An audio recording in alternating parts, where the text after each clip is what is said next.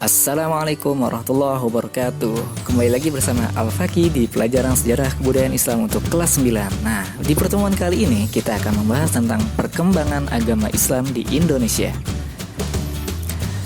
Oke, yang pertama, salah satu sebab masuknya agama Islam dan perkembangannya yang pesat di Indonesia adalah karena peran pedagang, khususnya dari Gujarat dan Persia.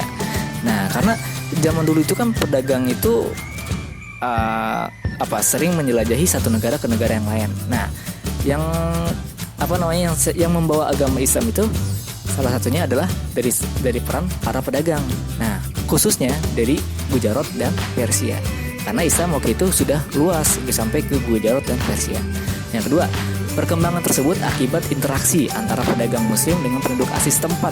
Nah, dan mana di sini pedagang-pedagang Muslim di Indonesia ini itu membentuk sebuah komunitas. Yang namanya orang dagang kan komunikasi, interaksi. Nah, lama-lama tuh orang-orang lokal, orang-orang Indonesia kenal kan sama pedagang-pedagang Muslim. Nah, itu yang memiliki potensi kenapa agama Islam itu bisa tersebar dengan cepat di Indonesia.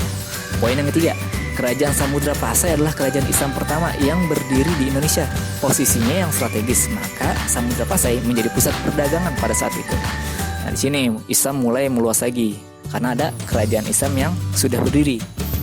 Apalagi tempatnya sangat strategis kan untuk melakukan perdagangan.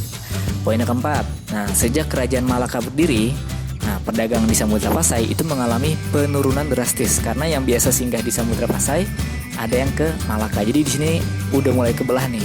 Ada yang di Samudra Pasai, ada yang di Malaka. Tapi poinnya sama, yaitu perdagangan yang dilakukan di Indonesia ini membuat penyebaran agama Islam ini makin pesat gitu berkembangnya. Nah, di Kerajaan Malaka itu mulai berkembang dan merupakan pusat perdagangan terbesar di kawasan Asia Tenggara, berlangsung pada abad ke-14 Masehi. Malaka dijadikan tempat pertemuan oleh para pedagang, termasuk yang dari Gujarat dan Persia, untuk melewati di daerah-daerah di Indonesia. Kayaknya itu untuk melawat. Jadi ya intinya tuh pada saat itu Malaka itu tuh jadi pusat pertemuan juga. Jadi nggak cuman dari Indonesia doang, nggak cuman dari orang-orang yang di Indonesia doang, kayak misalkan orang-orang Jawa yang sering berdagang. Nah, tapi melainkan dari orang-orang luar juga, kayak dari Gujarat, Persia, nah situ. Jadi makin terbentuk tuh komunitasnya di situ.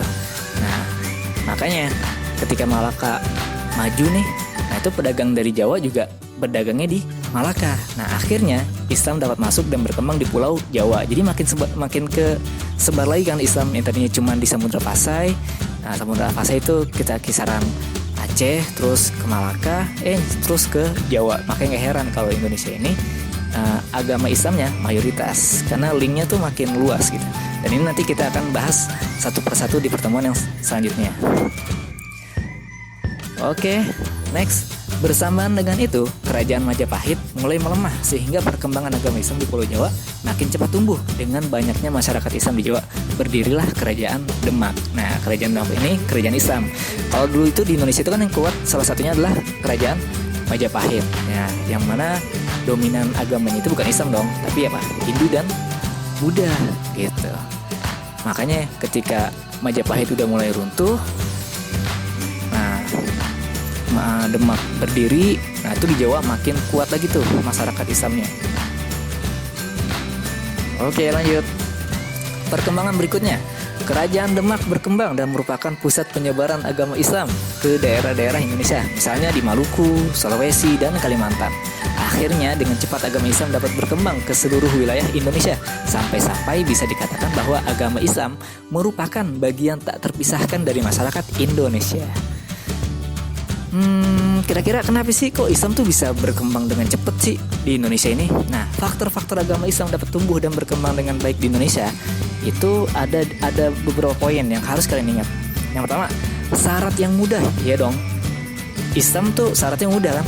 Hanya mengucapkan 2 kalimat syahadat, ya udah Islam gitu. Nah, poin yang kedua, tidak mengajarkan kasta. Tahu kasta? Kasta tuh derajat gitu.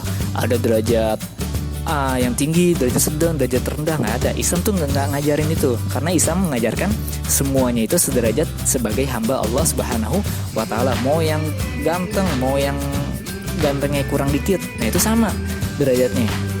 Poin yang ketiga, penyebarannya dilakukan tanpa kekerasan. Nah, Kenapa ya? Karena di Indonesia ini penyebaran Islam itu disebarkan melalui dakwah yang sejuk dan damai. Jadi nggak paksaan tuh, lo masuk Islam nggak? Kalau nggak masuk Islam gue bunuh lo, enggak. Nah, yang keempat, keramahan bangsa Indonesia. Nah, hal ini yang membuka peluang dapat berhubungan lebih erat dengan masyarakat bangsa lainnya. Karena orang Indonesia itu orangnya tuh welcome gitu, mudah bergaul. Poin yang kelima apa nih? Ritual yang lebih sederhana dan mudah daripada kepercayaan yang sudah ada. Nah, kita tuh ritualnya apa? Ya sholat, puasa, gratis gak? Gratis, ya kan? Nggak susah, nggak ribetin. Ya pokoknya tuh lebih rasional dah. Islam itu lebih rasional, makanya lebih diterima di kalangan masyarakat gitu. Oke, itu aja di pertemuan kita pada hari ini. Nah, di next pertemuan kita akan membahas tentang kerajaan-kerajaan Islam di Indonesia. Dan ini apa ya, mulai lebih spesifik dan pembahasannya. Kalau tadi tuh kita ngebahasnya tuh secara global. Nah, oke, itu aja. Semoga bisa bermanfaat. Jika ada yang ingin ditanyakan, silakan tulis di kolom komentar. Jika tidak ada, ya udah.